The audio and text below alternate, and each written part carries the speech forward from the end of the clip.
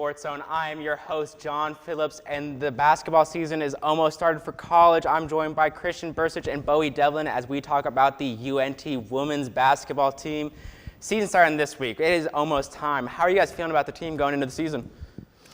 I don't even know what to think, truly. I mean, this is a completely new makeover. I have confidence in them, but it's hard to tell what this conference at all, this American Conference. A lot of moving of players, a lot of people left the conference, a lot of people came in. It's debatable where this conference is even gonna what level of competitiveness it's even gonna be at. I don't know. That's definitely fair. And like you said with UNT, there is a lot of change. They brought in 7 transfers this offseason. That is just a ton. I mean, who do you guys think is gonna make the biggest impact out of those transfers? Bowie, who do you think is the biggest impact? I believe it's going to be Tiana Lidge, just with her averaging about 7 points per game, 5 rebounds, and a 55% field goal percentage. I just think that that's enough to really be a key factor in leading the team and just a good, quick start to the season. That's fair. And Tiana Lidge was on that Southern team that made the NCAA tournament last year, and she has that experience with winning games. So with an all-new team, like you said, a lot of freshmen on the team, it's really good to have that veteran experience. Christian, who do you have as your impact player? Yeah, I think that Andy Schisler is going to come in and make a big difference. I think that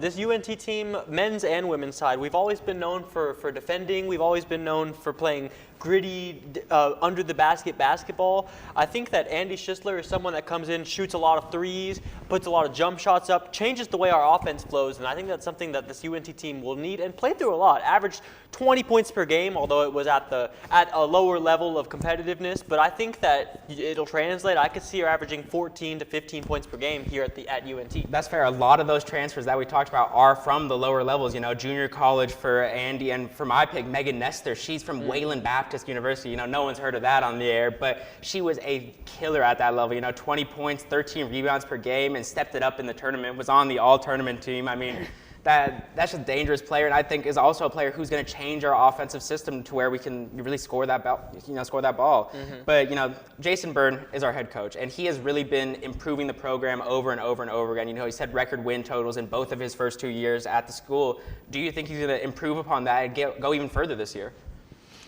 I believe so. I think it's just health and coordination are going to be the biggest factor in the team, and I believe that with those parts in lock, I think that it will be good enough to take us far, maybe top 2 in the conference, maybe even top 1. That's definitely fair. I mean, Christian, do you share that opinion? Do you think, maybe a record wins total again this year, maybe an NCAA tournament appearance, I don't know about the record wins, but I think that a tournament appearance is possible for us this year. I think that we're 6th in the coaches poll right now at the moment, and I think that Coach Burton in the past few seasons has always risen above the coaches poll, so I think 6 is not a bad place for us to start. I think that all that matters for this UNT team, like Bowie said, staying healthy, staying coordinated. I don't know if that's going to happen during the regular season, but I think that we'll be strong enough come conference tournament time to make a run, and I think that'll end up with us hopefully making an appearance in March and in the NCAA tournament. That's fair, and I think a lot of the strengthening that's going to have to happen to this team is with the schedule that we have, especially non-conference. We have 4 Power 4 schools on the schedule, and one of them was in the NCAA tournament last year in Oklahoma State,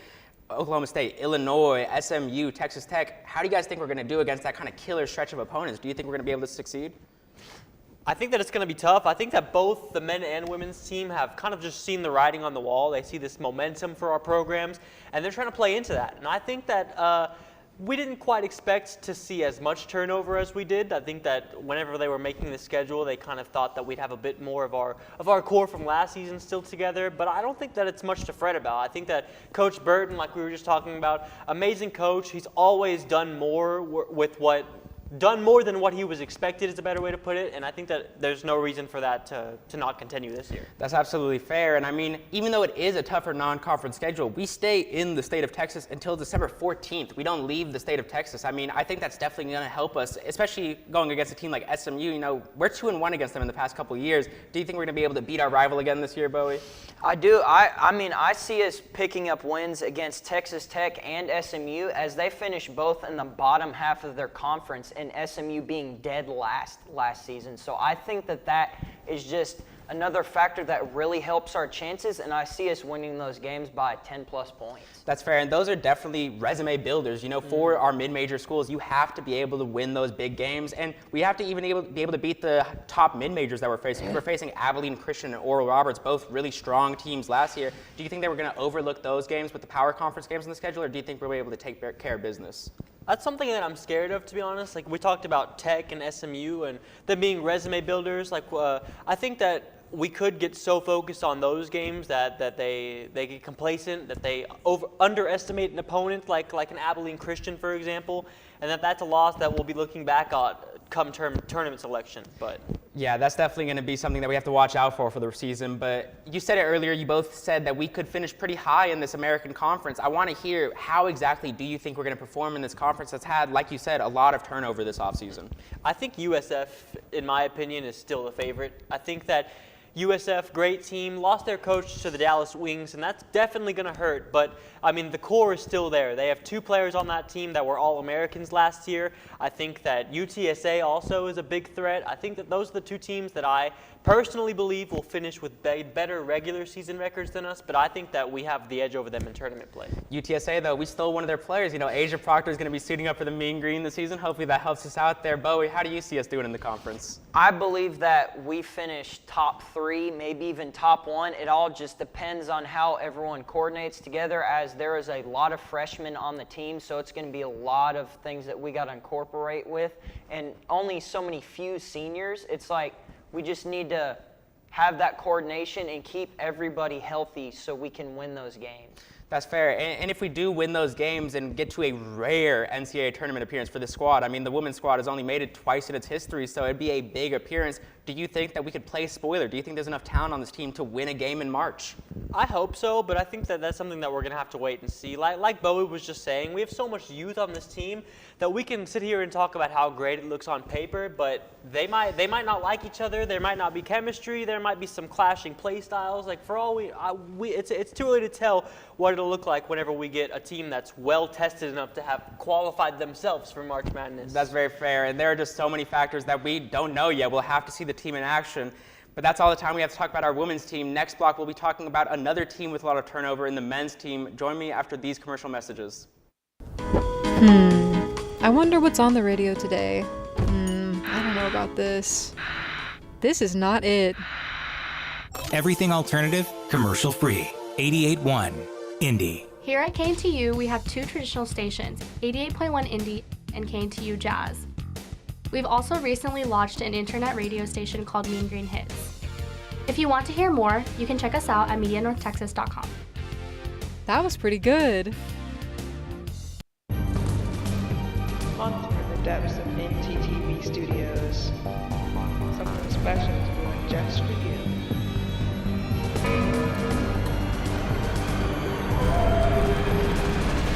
Hey ghouls and goblins, NTTV News is having a special Halloween segment this October 31st. We're also covering 31 days of Halloween in Denton. You don't want to miss it. It's going to be spooktacular.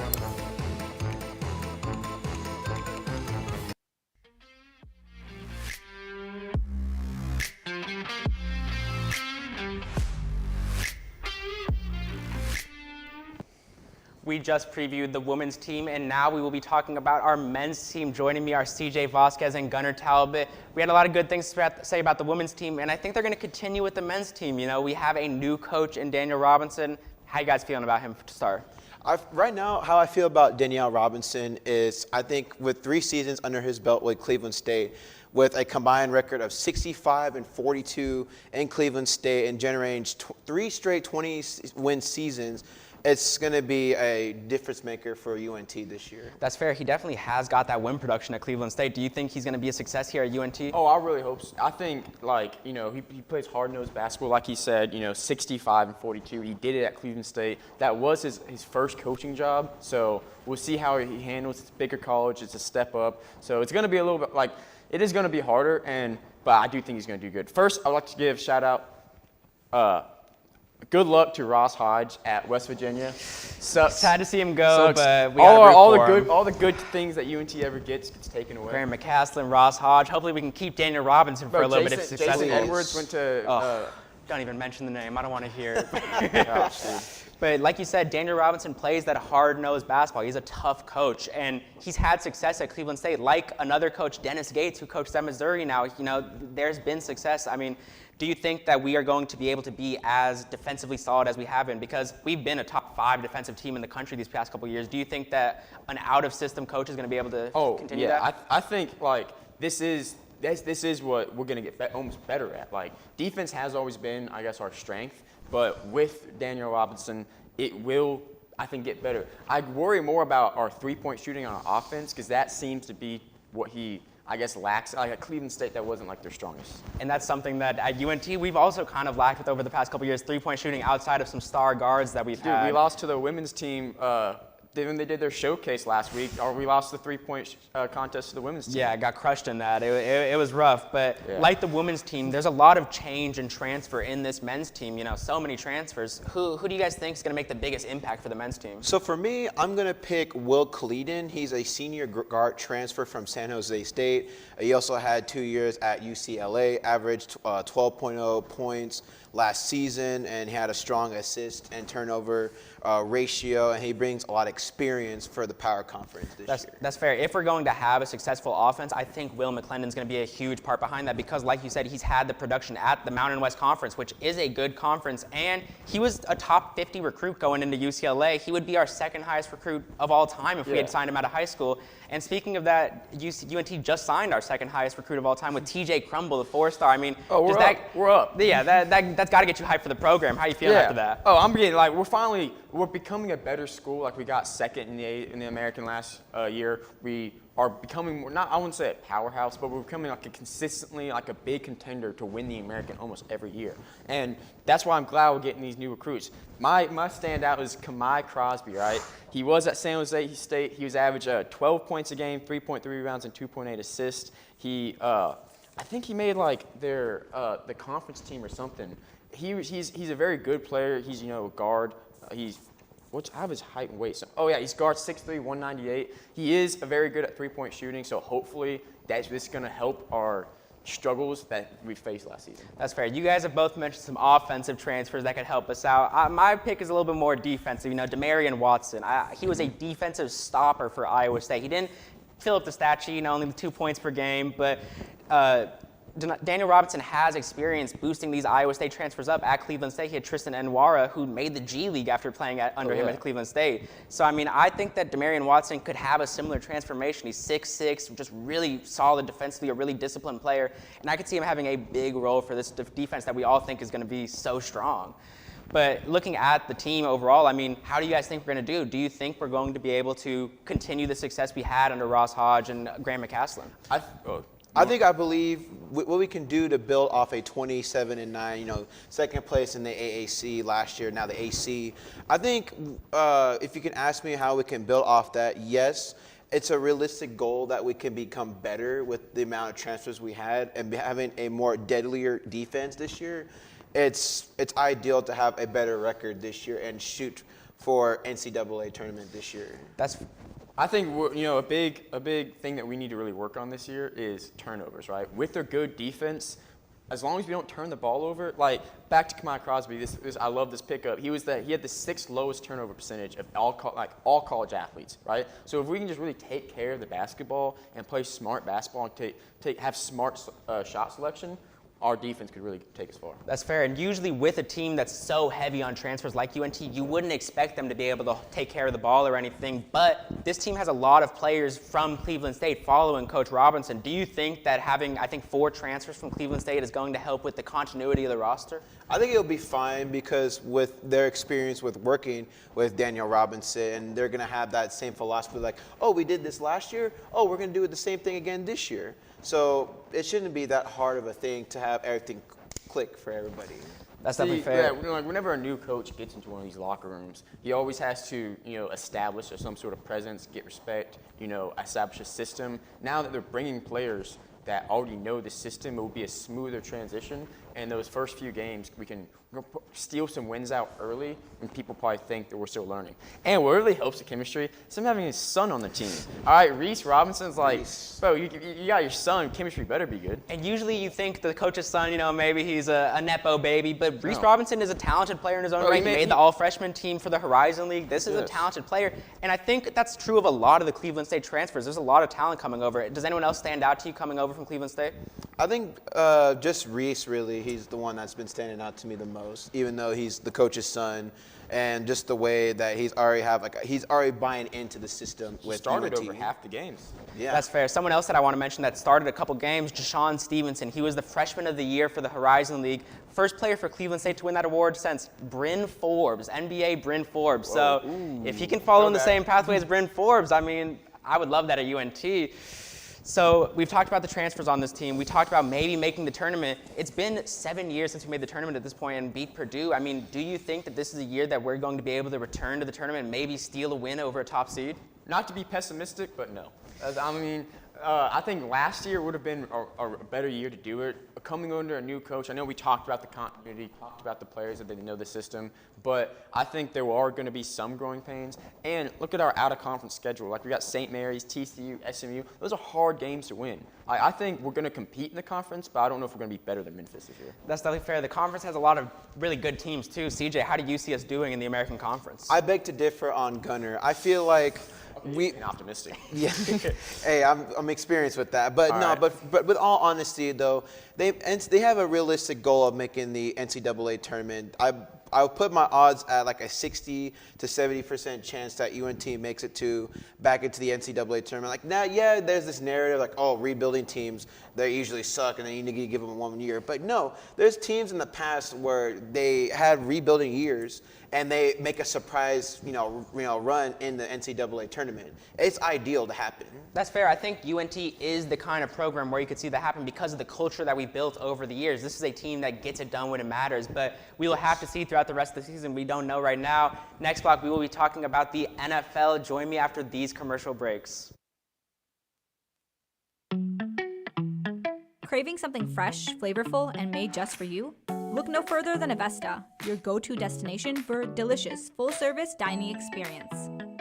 Dive into our customizable omelets, expertly crafted by our talented cook Jonathan, who guarantees every bite is perfection. All our dishes are handmade, prepared with only the freshest ingredients.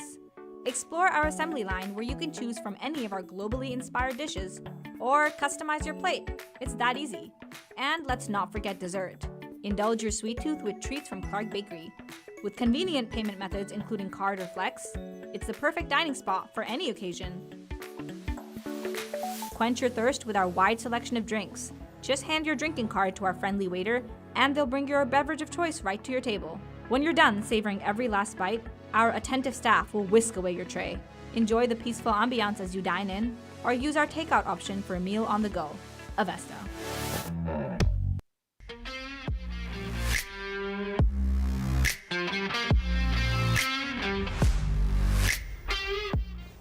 Welcome back to SportsZone. I'm your host, John Phillips, and we are a significant part of this way through the NFL season, and we're going to go through the whole league. Joining me are CJ Vasquez and Maddie Holston.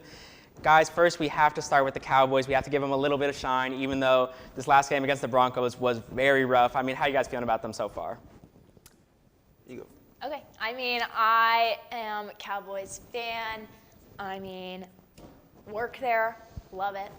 I think that Dak, he does amazing, and I think that our defense just needs to be better. I need Deron Bland to keep getting those pick six touchdowns, and then we can have a foreseeable future. That's fair. The defense has definitely been the rougher end of the team so far. CJ, I mean, what have you seen from this team so far? Offensively, it's great. Dak is playing his best season. Yeah, he's had 2 bad games against the Broncos and then also the Bears game. But offense, No notes on them. Pickens, especially the highlight. But for the defense, it's been bad, frankly. They're allowing just north of almost like 400 yards like per game, and it's just giving up massive big plays. Yeah, allowed 40 points to the Broncos, and it feels like every single week just 40 points are being scored on this defense. It's gotten so bad where there's been talks about acquiring another star for this defense after trading away Micah, maybe even acquiring a Max Crosby, even though I don't know how likely that is. I mean, do you guys think this defense needs to make a move? I believe they desperately need to make a move. In principle, given how badly the defense is performing, adding a true difference maker makes sense. A higher end edge rusher or disruptor could shift momentum and help mask other, anything really. Because there are a lot of holes on that defense. Maddie, do you think that the season is even savable, even with a big move on that defense? I mean, I think that our season, we're already 3-1. I don't think that there's a lot of saving coming back for us.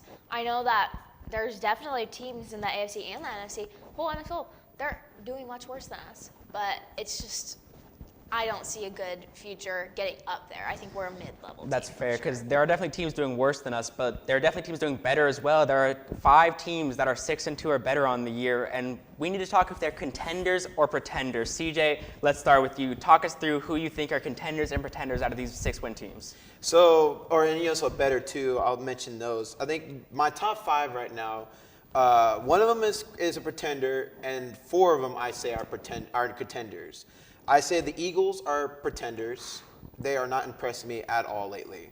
The Buccaneers, yes, they are injured and battered like really badly right now. I say they're still contenders. The New England Patriots are also contenders, in my opinion. Just the way how Drake May is playing, Booty is playing great too right now, and then he's bringing back alive like Stephon Diggs in 2025. The Denver Broncos too are my second pick for being contenders, and then lastly the Indianapolis Colts.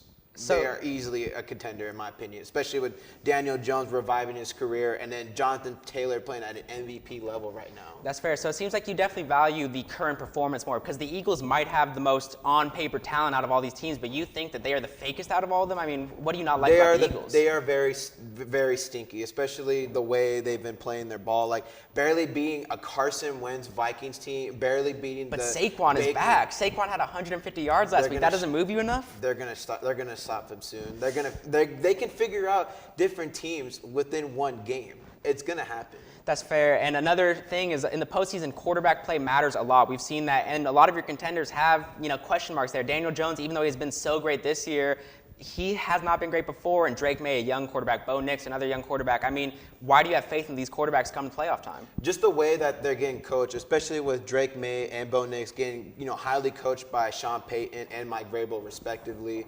They have great minds within them, being great coaches and having experience with winning.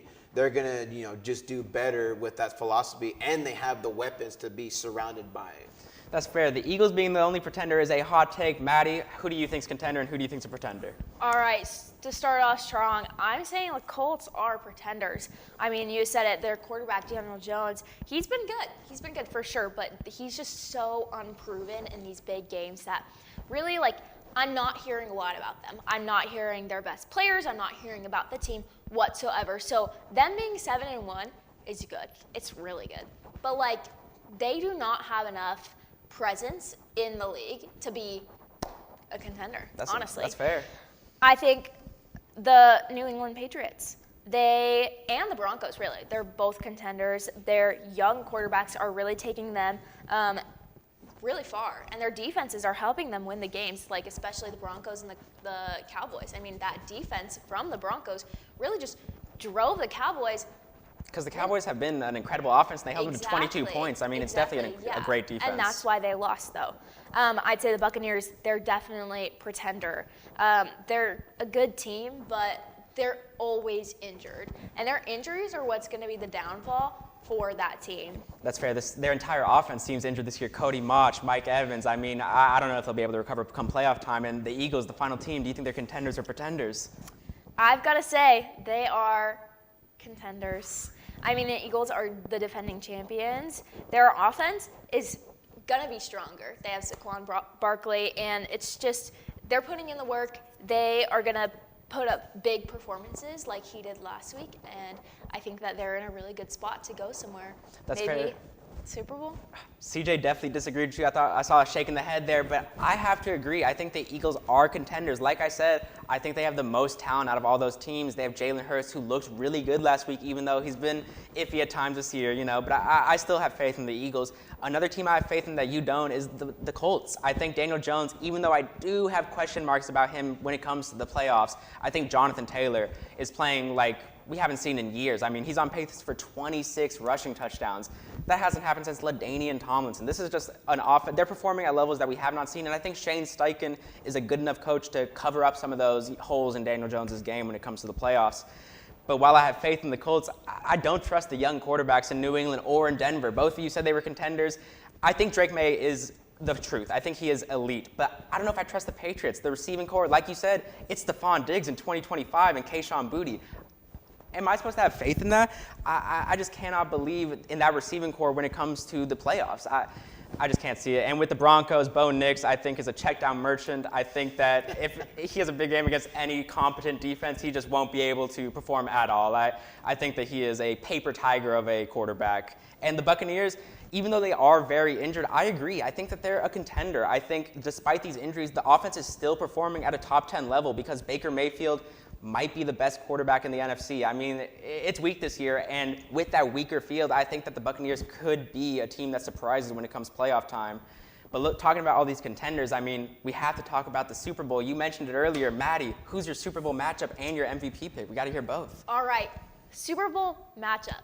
It's a little wild. You might be like, Maddie, what are you thinking? What are you thinking? I got to hear this. I'm saying AFC, the Bills. NFC, the Eagles. I think they're two great teams. My key player, Josh Allen. I think that he is a wonderful quarterback. I think that he's really strengthened the Bills. And even though they are not on this list of the top 5 contenders, they're going somewhere. That's fair. I mean, the Bills have kind of always been the bridesmaid, never the bride. We've seen them kind of fall short of that final hurdle a lot. But like you said, Josh Allen is an incredible quarterback, an MVP candidate. And you think that's going to be enough to push him over the hill when it comes to the playoffs? I definitely do. And I think that, I mean, we all have different opinions on who's a contender and who's a pretender. But we can see this play out a certain way. Absolutely. And, I mean, like, they all have reasons to be pretenders. So the Bills could 1,000% make it onto that list. That's very fair. And who's your Super Bowl winner? Who do you think is going to win that matchup Who's when it going comes to down win the to matchup? it? Honestly, I think I got to go Eagles. I mean, A Cowboys fan saying the Philadelphia Eagles are winning the Super Bowl? What are you doing, Maddie? I know. But Jalen Hurts, he's a strong player. He is leading that team to win. We hear all about them. They are in a really good spot. I mean, they're 6-2, which is really good. So I think they deserve that spot in the NFC place for the Super Bowl. That's fair. I mean, CJ, you said the Eagles were pretenders, so we know you disagree with that Super Bowl pick. Let's hear yours. What do you have happening this season? So I agree with Maddie on the Bills. That's my pick for the AFC. For the NFC, and this one I didn't even mention them in my list, the Green Bay Packers. They are going to figure something. They're going to figure themselves out, be ready before postseason football. And I just feel Jordan Love is going to elevate that Packers team. I mean, he has the receivers to help him get there. And, they still have a stout defense, including Micah Parsons, unfortunately. But that's my 2 teams for the Super Bowl this year. That's fair. And your MVP pick, we can see it up there on the screen right now. Daniel Jones. I mean, explain that a little. I mean, not only he's going to win MVP, but he can also win Comeback Player of the Year. Just the way that he's playing right now and at the level that he is. It really shows that Shane Steichen is revitalizing Daniel Jones' career right now. That's very fair. I think a different Shane Steichen player will get MVP. I think it'll be Jonathan Taylor. And I think that the Chiefs in this type of year are the team that gets it done when it matters. And I think that they are going to win the Super Bowl. That's all the time we have for the NFL this season. Talking about the Super Bowl, we'll be talking about another championship next block with the World Series overview. Join us after these commercial breaks. Looking to open a free checking or savings account but don't know where to start? Check out DatQ Credit Union right here on campus. Get your Mean Green debit card instantly or apply for a DatQ Visa credit card today. Your school, your card. Plus, make deposits at their 24/7 ATM, checks or cash whenever you need it.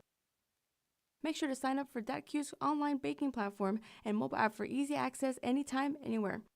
Visit them at www.datq.org to learn more. DATQ, the official financial institution of UNT Athletics. Are you looking for a fun club with travel opportunities? Dive into the UNT Swim Club.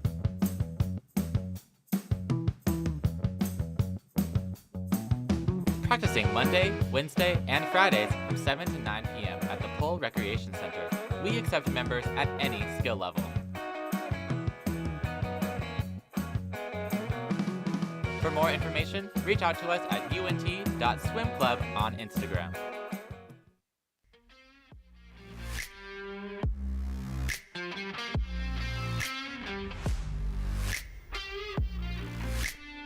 Welcome back to SportsZone. We are talking World Series. You know, the series has been underway for a while now. Haley Stum, Ian Cropper.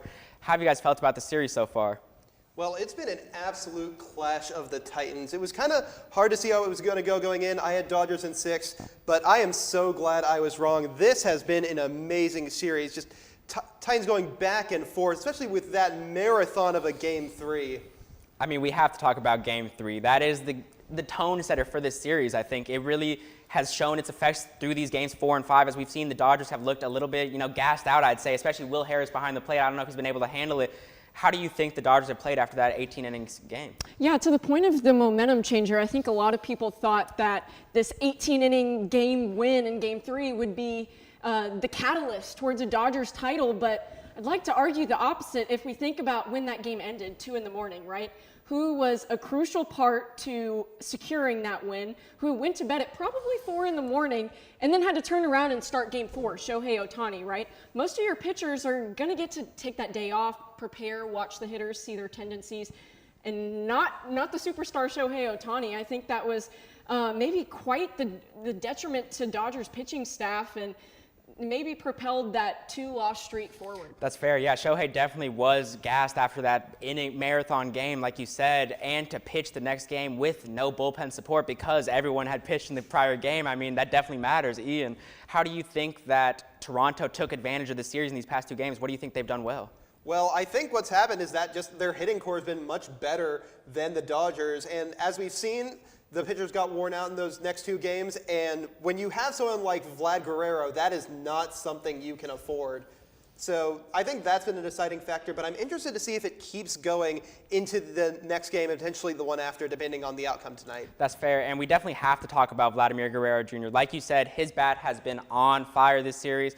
Did you know him and Barry Bonds, only players to have more home runs than strikeouts in the playoffs ever?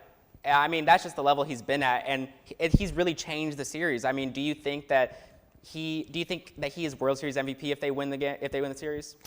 He'd be my pick. He has a lot working in his favor. He's recorded at least 1 hit in all 5 games. He's also notched multi-hit efforts in 3 of those. You could make an argument for right fielder Addison Barger, who's had 4 multi-hit games, but he hasn't had the big swings that Guerrero has. Guerrero had the big lead taker, big swing over left field fence in Game 4, and then in Game 5, he had a big swing that helped them pad their lead. So I think Vladimir Guerrero has the edge over Barger in terms of if the Blue Jays get an MVP this year. And for the Dodgers, I've got Shohei Ohtani without a doubt just based on his Game 3 performance.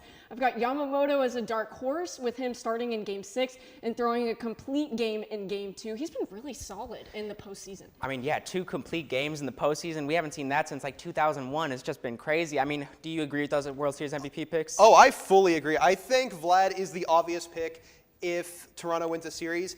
But if it's LA, Shohei is still a pretty obvious pick. But Yamamoto could be intriguing because if they're going to win this series, LA needs a big Game 6, and Yamamoto is that starting pitcher.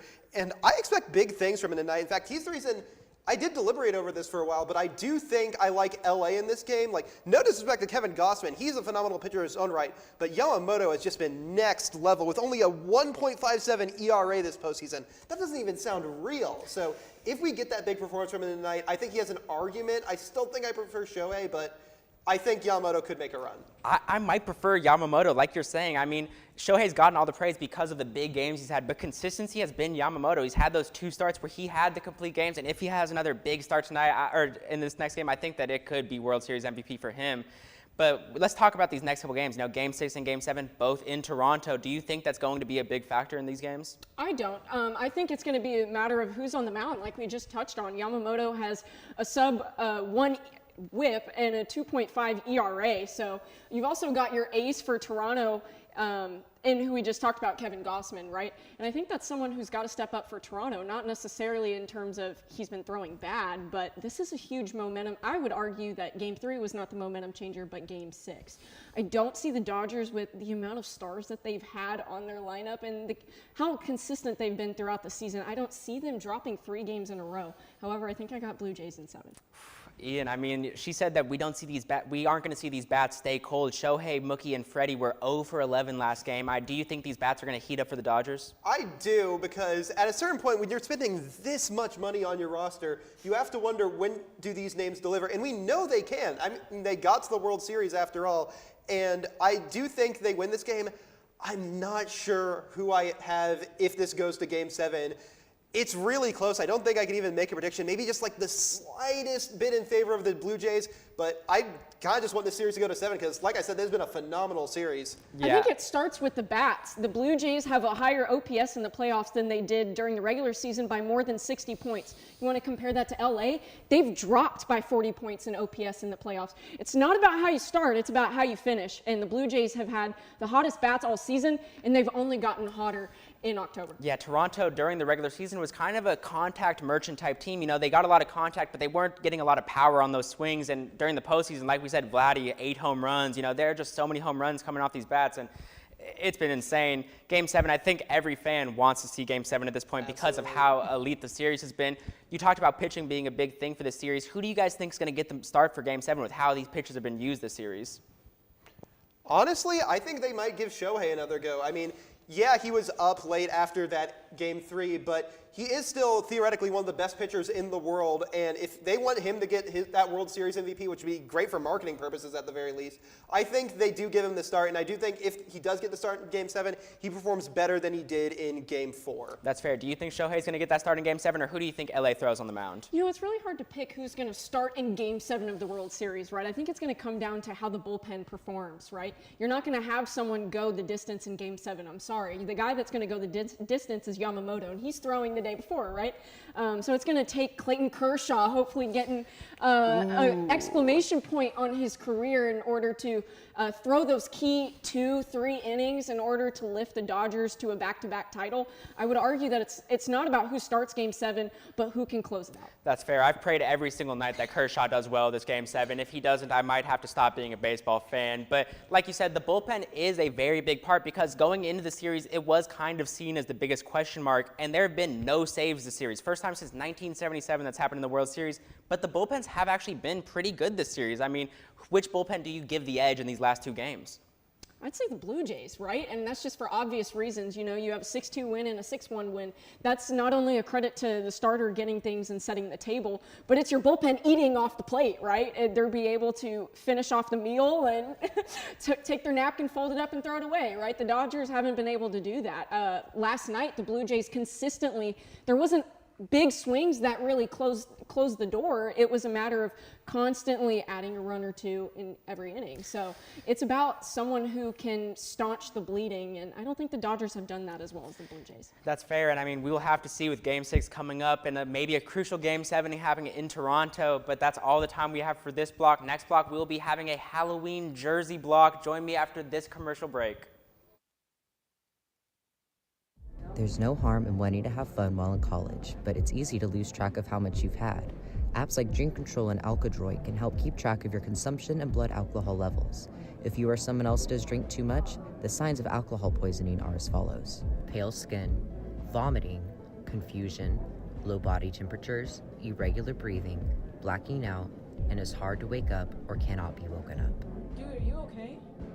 Hey, what's wrong? Wake up. It's an exciting time of year, but it's important to be responsible. If you suspect someone is suffering from alcohol poisoning, get help immediately. You will not get in trouble for seeking help if you are underage. For more info and resources, go to UNT's Division of Student Affairs. Are you tired of seeing the same old city? You want to learn something and go overseas? Then study abroad with one of many UNT Study Abroad programs. You can find a Study Abroad office right here at Markey Hall, room 145. My study abroad program left on me a great impression. We have a lot of different programs and it varies. We have faculty-led, affiliate, and exchange programs. When you're ready to leave for your study abroad program from UNT, you're gonna go through pre-departure orientation and modules so that you are prepared. The power to turn the world into your classroom is right here at UNT with our study abroad programs. Take flight and take in charge of your education.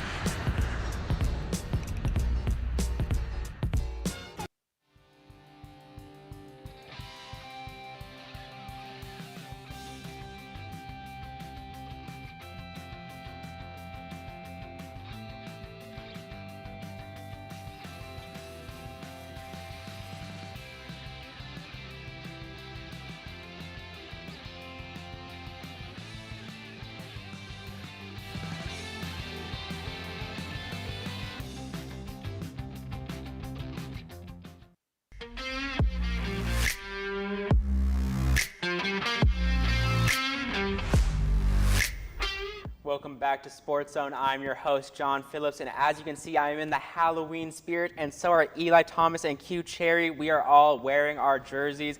Guys, before we get into our favorite jerseys, let's talk about what jerseys we're wearing right now. Eli? I got this little Anthony Edwards jersey on, the best player in the league. The best player in the league. No, he's not the best player in the league. But, I mean, my favorite jersey is every version of Anthony Edwards because he's my favorite player. He got the Grizzlies jerseys on. I like John Moran as well. You know, he repping both of my teams for sure. But Anthony Edwards is my favorite player in the whole NBA. So I would go Anthony Edwards. You know, they just dropped the Black Trees jersey. They got the black lighting on the court, the black, the new court, the old vibe with the new logo on it. Retro So, jersey? Oh, yeah, dude, for I sure. love for the sure, Timberwolves for retro sure, for vibe. sure. Any other Timberwolves jerseys that you think are really strong? I think people don't remember but the pink ones. The pink ones when I was Derrick gonna Rose used say. to be there, Karl Anthony Towns back in the day for sure in 2018-19 when Jimmy Butler used to play there. So the pink ones, I like those as well. The trees, you gotta have the black trees around the little neck on the jersey. The black ones, the all black ones. Yeah, any jersey where Minnesota has trees or is honoring Prince, I think is a win no matter sure. what. It's looking good no matter what. Q, what jersey you got on? Well, I don't know about Anthony Edwards, but I got the best shooting guard of all time. Kobe Bryant. Mamba jerseys after he died? No, it'd be after, right? Yeah. Yeah, this is my favorite. Yeah, I got anything with black on it though, it's hard for sure. For Right? me. Unless you're a Raiders fan, then it's like, The Raiders kind of like takes it down a little bit. Yeah, and I got on the Vancouver Grizzlies, Mike Bibby, the little throwback. I think one of the best jerseys ever. There's a lot of strong ones. Before we say our absolute favorites, let's say, what are some honorable mentions? What are some jerseys across all sports that you guys think are really good? Q? Across all sports, I'll have to give it to the Raptors. The old Raptors jerseys, those are heat. I wish I owned one to look more like Playboy right now. You like the purple or the black? What's your favorite? White and purple. White and purple? White and purple. I would go the old 76ers. You know, the all black Johns, the old ones. Ooh, they just actually released them this year, and then they haven't worn them yet. But the old black 76ers jerseys for sure. I like that a lot. So we just saw the graphic with our favorite jerseys. My favorite jersey, I'm not wearing it, unlike you guys. My favorite jersey ever, it's a little bit of a hot take. It's the Brooklyn Nets City Connect from 2020 to 2021. Oh, it's not bad. The Basquiat one where they have a little coloring on it. I really like the jersey where they do something different, and I think like the coloring marks on the side and like the different lettering, I really like that. That's not bad. I thought it was gonna be like something crazy, like Miami. I'm not that. I mean, Miami Vice? Nah, it's like I think they had one recently that was kind of bad. Let's talk about some bad jerseys. We've talked about our favorites. What are some bad jerseys all time that you guys know about? Oof, oh my God. Okay. There's a lot of options. There's a lot of options. Like in the NBA where we had like the full sleeve jerseys. Now, those there are were kind of certain, fire. You didn't like those? There were certain teams where it's iconic. The Cavs, the Thunder, the Golden State Warriors, the Black Laker jerseys, and everything else. Maybe Houston. It's just, what are you doing? It doesn't match with your vibe. Yeah, speaking of Houston jerseys, I want to say a good one. The Chinese New Year's Houston one. You think that was bad? No, I'm saying a good one. That's a good one. That'd be crazy if I said that was bad. That's one of the better ones, I'm thinking. You know some bad ones? It was when the Hornets, back then when Chris Paul was playing, it was the Hornets, and they were, huh? The Bobcats? No. It wasn't the Bobcats yet. They were the Hornets, but that's when the Katrina stuff hit, and they were moving Oklahoma City. They had the red ones. Them jerseys are ugly. Oh, yeah, the red. Yeah, those ones are real ugly. For sure. I think we can look at the Steelers and just see that The anytime they try something new, it's just ugly. I wish the Steelers would stay in their lane and not venture outside. That's just the type of team. There's some teams that their vibe, you can't do throwbacks or retros or any type of fancy jersey in the Steelers, they just look ugly every time like a bumblebee. I mean, it's just bad stuff. It's not like it doesn't even fit their vibe. They're just plain out ugly. Like, it was like, I don't know how to describe the color. The black and yellow like stripes in the front. It really did not like it. It's butt, respectfully though. Another NFL trash one. I mean, the creamsicles. They've gotten some praise in the recent years, but back the original ones, a lot of people think those creamsicle ones are real ugly. And respectfully, I love my Seahawks, but our 2000s jersey, where it was just a green square in the middle with blue shoulder pads, that was butt. I think every Seahawks fan can agree, not our best jersey. What organization are? Even because for me, I'm going to go with college too. Oregon Ducks, it don't matter what kind of jersey they got on. Anything, the pink ones, they had some camouflage ones. Oreos. I even like as well. The rain one they had, that was rain on there. I even kind of like those, even though people hated on that. I mean, like those too. Oregon, I think college is where you get the best jerseys because it lets people be wild. I mean, they can do whatever there. But I have a question for you guys. What team do you think has the best colors that aren't taking advantage of it with the jerseys? What team has trash jerseys but good branding that could do better? Trash jerseys, but good branding. Because for me, I'm an OKC Thunder fan, and I feel like orange and blue, that's such a strong color together, but our jerseys are so boring and ugly. Boring. It's like, I agree with that. I just hate that. I need to see better jerseys from us. I'm trying to think. Maybe Golden State. I'm not a real fan. They've had some good jerseys. What about the Chinese? The gray ones with the long sleeves. And the Chinese New Year. I mean, I think Chinese New Year was kind of hit for every team. Then that was Jeremy Lin Chinese New Year jersey. That was fire. You know what? I feel like you said the orange and blue. I feel like the same thing with the Suns. They can have some all black ones. They have orange and black. They can have so many crazy jerseys for the Suns for sure. For real. I have a Dragon Bender one, and it's ugly as hell. I mean, it is not very good. But, we're in our Halloween spirit. You guys should dress up too. That's all the time we have to talk about our jerseys. I don't know about best player in the league, but we can't talk about that. That's all the time we have. Join us next week on Tuesdays and Thursdays with Steven and me. Have a great day.